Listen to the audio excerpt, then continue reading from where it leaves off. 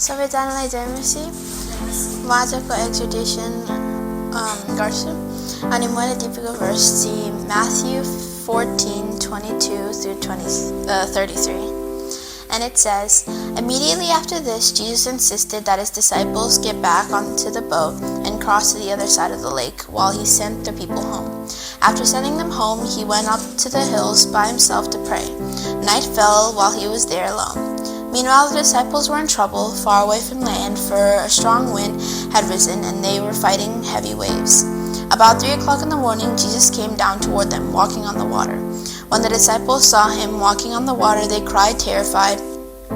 terrified in their fear, and they cried out, "It's a ghost." But Jesus spoke to them at once. "Don't be afraid," he said. "Take courage, I am here." Then Peter called out to him, "Lord, if it's really you, tell me to come to you," walking on the water. "Yes, come," Jesus said. So Peter went over to the side of the boat and walked on the water toward Jesus. But when he saw the strong wind and waves, he was terrified and began to sink. "Save me, Lord," he shouted. Jesus immediately reached out and grabbed him. "You have so little faith," Jesus said. "Why did you doubt me?" When they climbed back onto the boat, the wind stopped. Then the disciples worshipped him. "You really are the Son of God," they exclaimed. What I learned from this verse, and I hope you all will learn and realize and use in your day-to-day life, is to focus on God.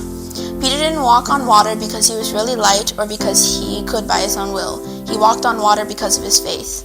He walked on water because he truly believed in the one, Jesus, who was telling him to come.